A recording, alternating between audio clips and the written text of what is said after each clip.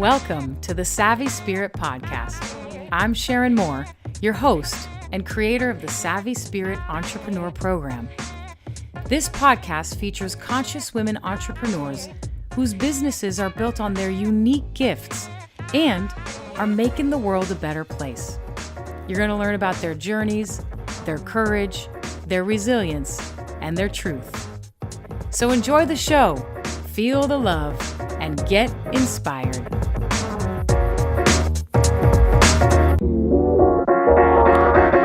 Okay, welcome back, everybody. So today we are spending time with Shari Caudron.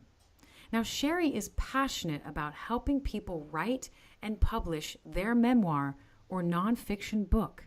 And it's not just that she's about publishing the book. She is passionate about the benefits of telling one's story. She herself has written and published several books.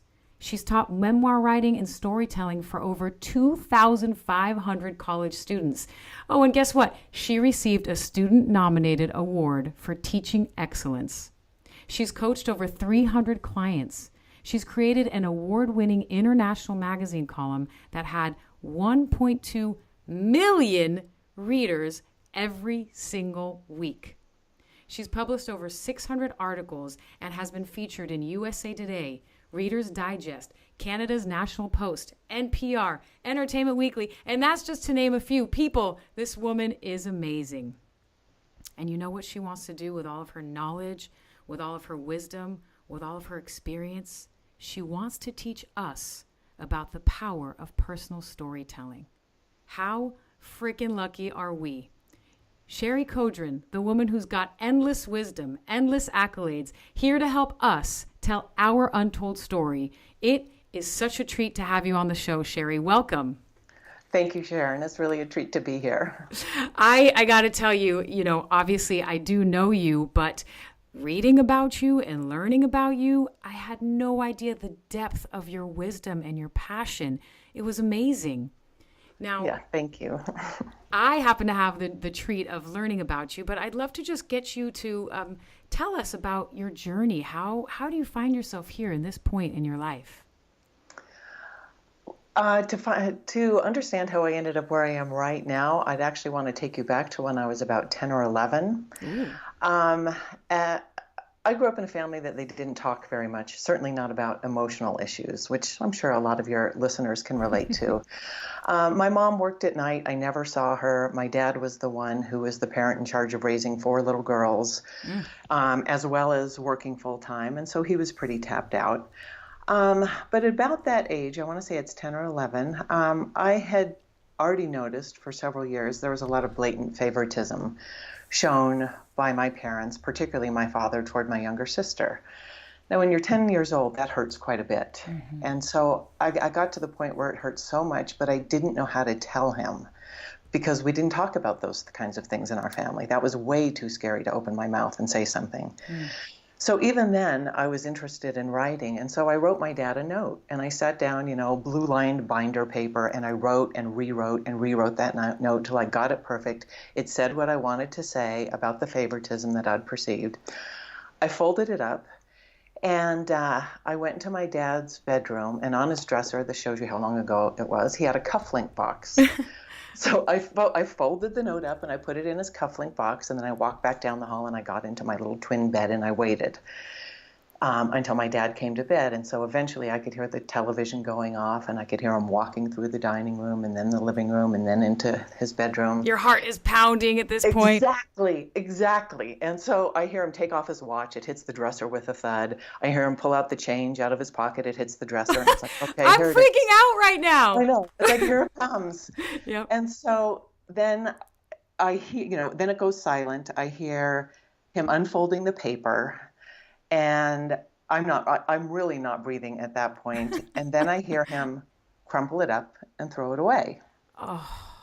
And so I go to sleep. I mean, he's thinking I'm asleep anyway. And I wake up the next morning and I go in the kitchen table, and there's my dad, reading the sports pages. And I sit down and I pour some cereal, and I'm thinking, okay, now he's going to bring it up, and we're finally going to be able to have a talk about something that matters to me. Mm-hmm.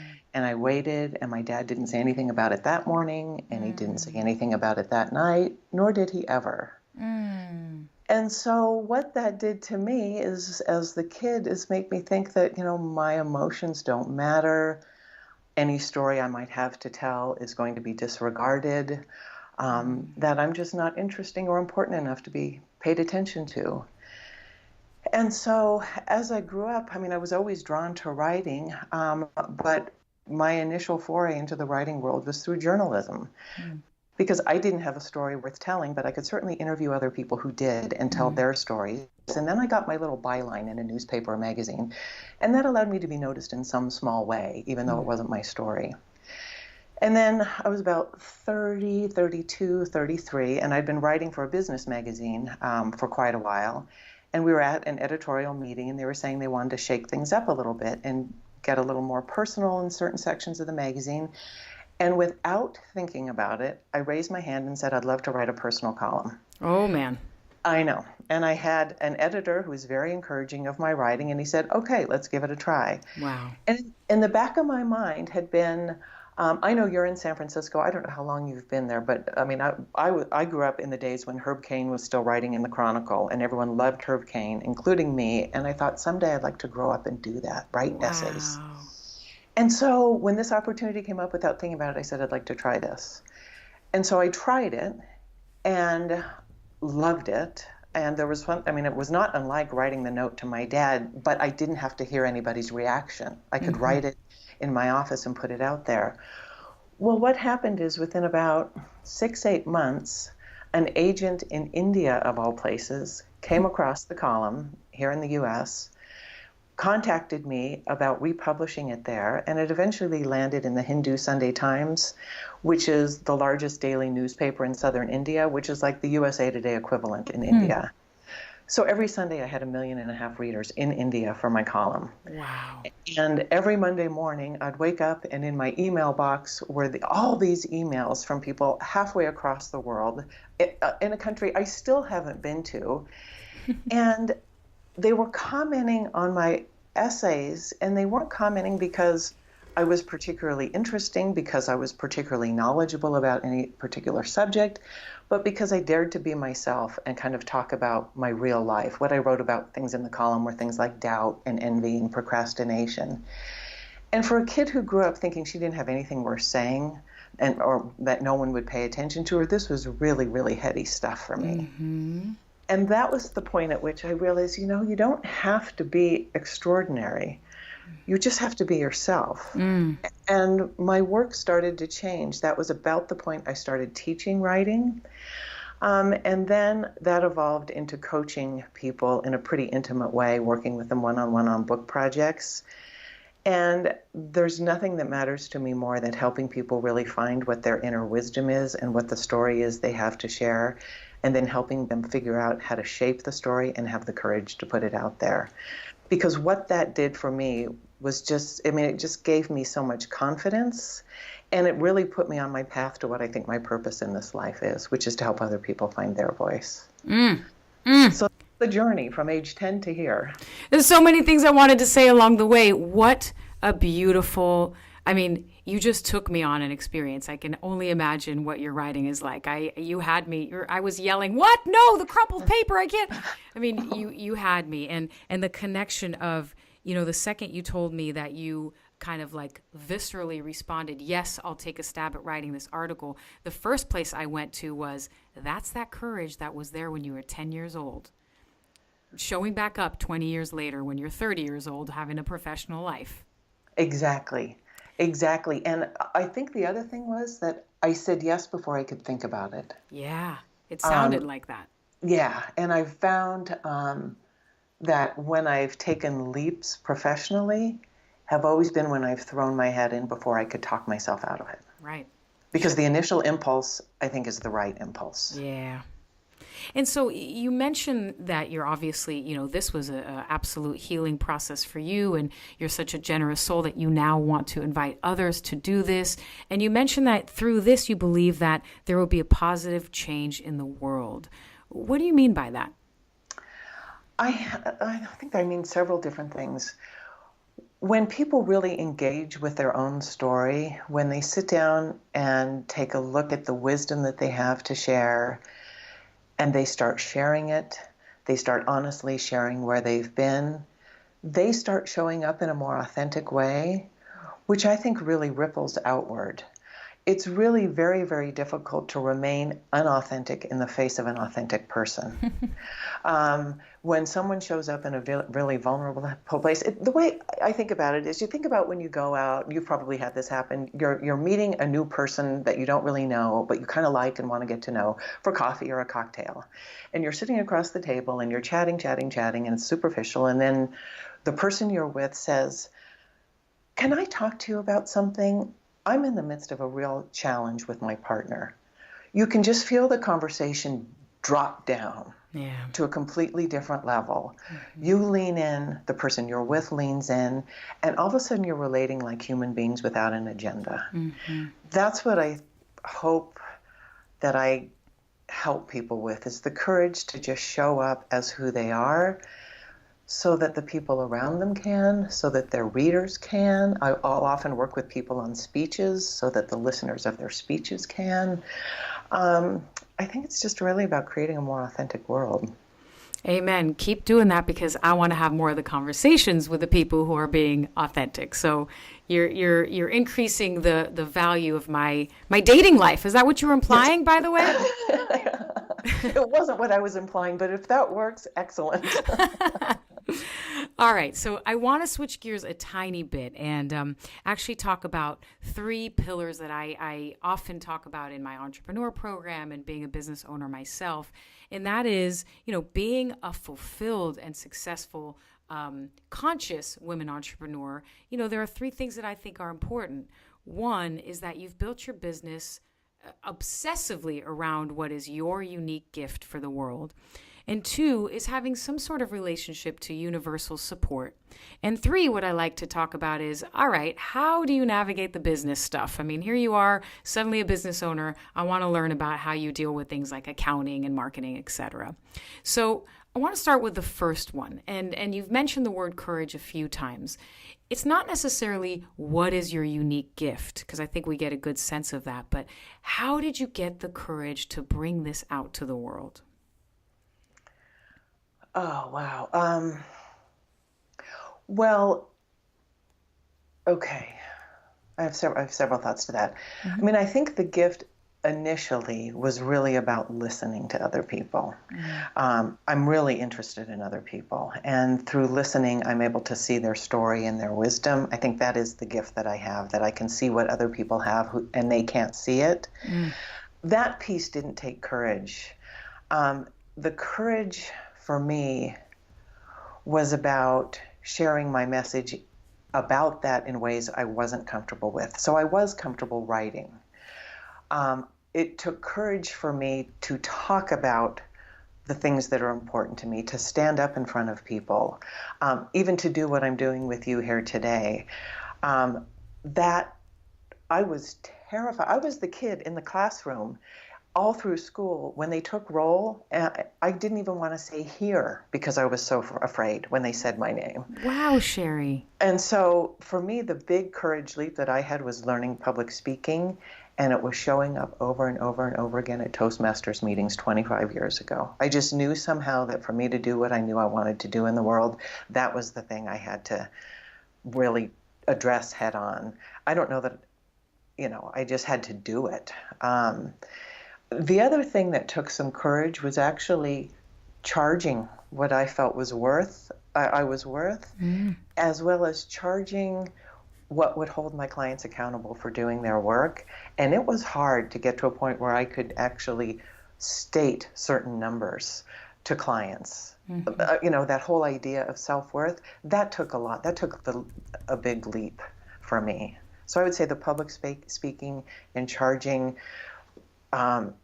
an amount that would hold my clients accountable for doing what they said they wanted to do. Both of those things really required a lot of courage on my part. The actual work that I do didn't require a whole lot of courage. And I think that's spirit showing up, actually. 100%. And what a beautiful and wise distinction to have made. Like, yeah, this is my gift. That doesn't take courage. It's what I'm here to do. But I pushed myself to speak, from a girl who was told you have nothing to say to being a woman who gets up on stage and forced herself, keep going to Toastmasters. There was a drive in you that told you to keep doing this. And it sounds like it was not necessarily the most natural, but you knew you had to do it. Yeah, I mean, that was the push. I remember driving to the first meeting where I knew I had to give a speech, and I felt my chest was just, I felt like I'd been in a car accident, my chest had been pushed right up against the steering wheel. I could not take a breath. Famous last words from a woman who is going to be on a TED Talk. Who knows? Who knows? Right, who knows? And then you just touched upon another topic that, is so common among us women. And I like the two prongs that you brought up with that is charging, not just for them, there is an energy with money, and you needed to find that balance of, okay, where does that money put you in a place that you're going to be accountable and you're going to show up in a vulnerable and real way? And where does it make sense for my own self-worth? What a beautiful and powerful distinction. Yeah. And that it took courage, it took work, it took getting coaching. That was a journey I had to travel. It was a journey I'm so glad I did, because I feel like I've stepped into my work in a more present, conscious, powerful way, having gone through that journey. Yeah, and I'm so glad you said that, because I can, with full certainty, say that a lot of the people that I interview and a lot of the women that are listening struggle with that. And I think this two-prong balance that you just mentioned is a real interesting way to look at that. Yeah, it's not just about my worth. It's about clients taking themselves seriously. Right. And what a beautiful intertwining of the two most important reasons you two are working together. Exactly. Now, you brought up spirit, which I am obviously a spiritual woman and have been most of my life. And, I think part of this is that when we are doing our destined work, the universe supports us. And so I'm curious if you've had any of these moments where you're like, oh, wow, the universe loves me and wants me to step into this work. Totally. The story I just told you, that where I just, without thinking about it, raised my hand to do this column. And within a year, I had over 1 million readers halfway around the world. Incredible. That was one. Another one was when I decided I wanted to do writing coaching. This was probably 13, 14 years ago. Mm-hmm. Coaching was starting to be recognized. I'd never heard of a writing coach. I mean, now they're out there. I'd never heard of it.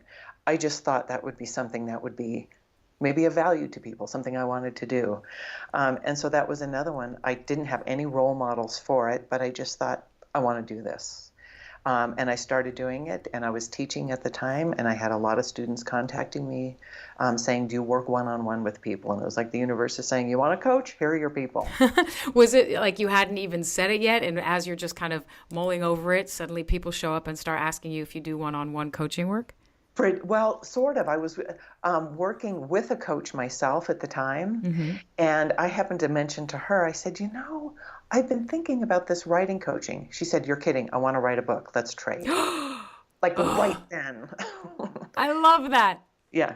And so that was my coach became my client, and then it just kind of happened that way immediately afterwards. So I didn't ever have to look for clients, actually, is kind of the moral of that story. You have the universe provided them.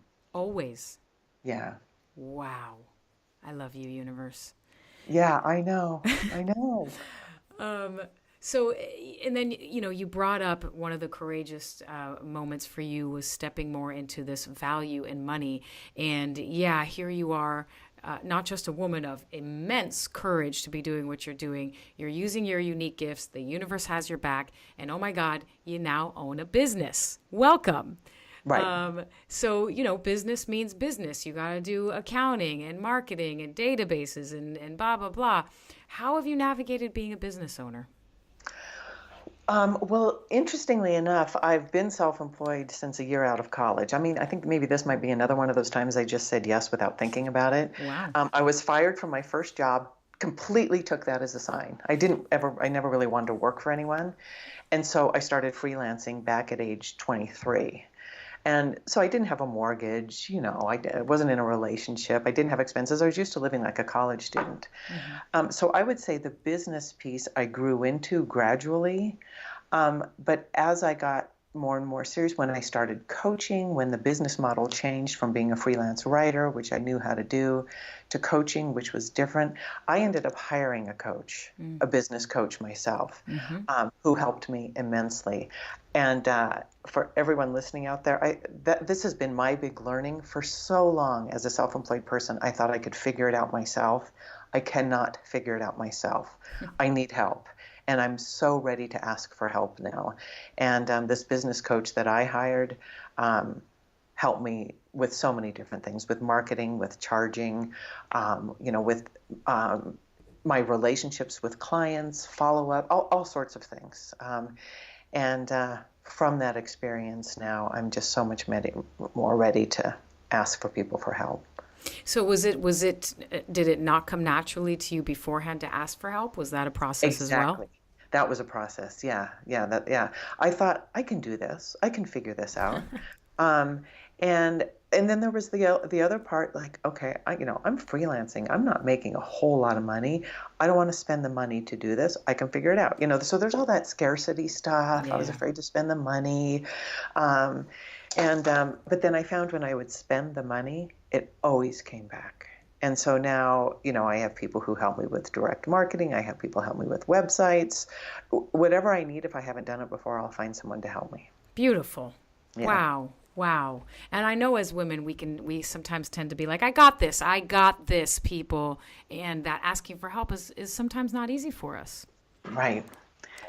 So I gotta believe there are people who are like, I want help right now with writing whatever it is I'm writing. I know that on your website it says memoir and nonfiction books, but tell us everything you do. You're a writing coach. If somebody's interested, what kind of services do you provide? How do they find you? Tell us everything.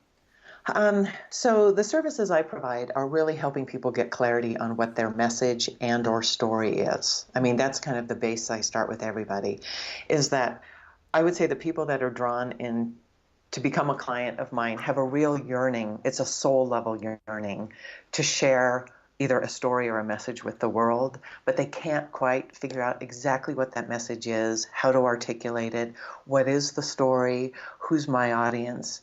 And so what I do is I help people figure all that out, and it's so much fun. It's so much fun to hold a mirror up to people and say, look at this, look what you have here, and Wow. help them see it in a way they haven't seen it before, and then craft the story. Most often it's book, but I've had many clients come to me I've worked on TED Talks with people as well as other speeches. Among the many other things I've done in my career, I was an executive speechwriter for quite a while.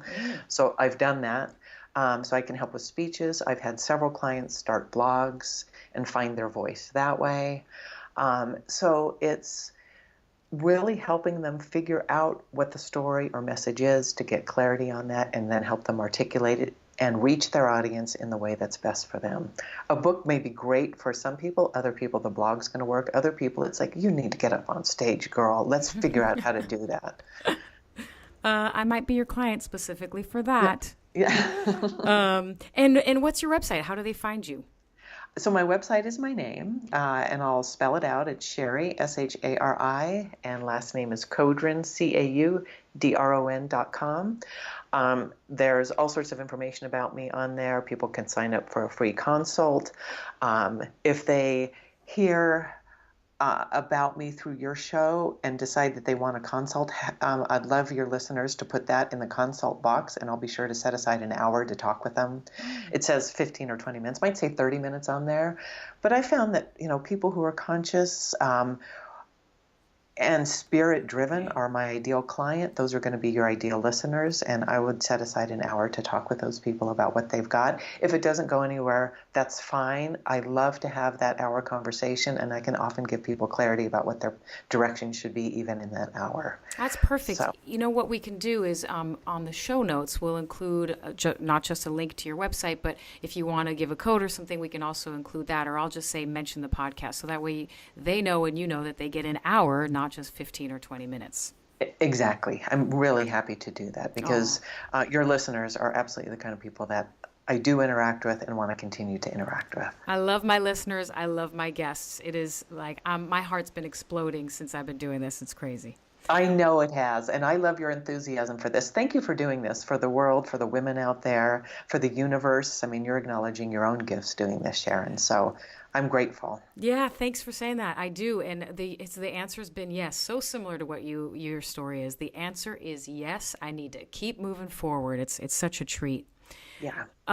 So we do have to close the interview. That's always my least favorite part, is when we have to end. But one thing I like to do in the end is just open up the mic for you to share any words of wisdom or words of encouragement to the listeners. And again, you might have people who are about to start a business or who are in, 10, 15 years in and want to realign with their spirit and change their product. What sort of words of wisdom would you like to share? Oh, it's a great question. My advice would be, don't focus so much on the what you're going to be doing and the how you're going to be doing it, but on why you want to do it. Ooh, if you can, that's good. If you can connect with that deep soul level reason, the change you want to make in the world, why it's important to you, why it's a driving passion, why it's a purpose. If you have a big enough why, the how will take care of itself. Wow. Beautiful.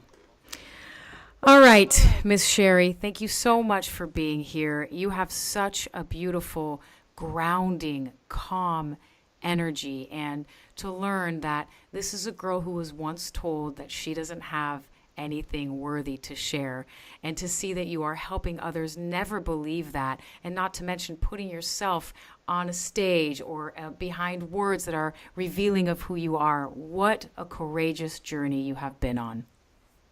Thank you, Sharon. Thank you for the opportunity to talk to your listeners. This was really fun. I appreciate it. Yeah, and I'm certain that your story has inspired many of our listeners, including myself. And as everybody knows, I do like to close with just a couple words of reflection. And, it is such a treat to be able to bring people like Shari and shine a light on their truth, on their story, on their authenticity, on their gifts. And I know it travels to the little earbuds in your ears and into your heart, ultimately into action, and ultimately making the world a better place. And for me, I can't think of a better way to use my unique gifts. So with that, I will sign off. We will see everybody next week. Goodbye. And again, Shari, thank you so much for being with us. Thanks everyone for listening. I hope you feel inspired and connected and alive. And hey, if you enjoyed the show today, leave us a review. And if you want more, you can also find us online at thesavvyspirit.com or on Facebook, Twitter, and Instagram. Okay, my friends, it is time to say goodbye. I wish you a good night, a good morning, a good day, wherever you are on this earth. I wish you well, and I'll see you next week.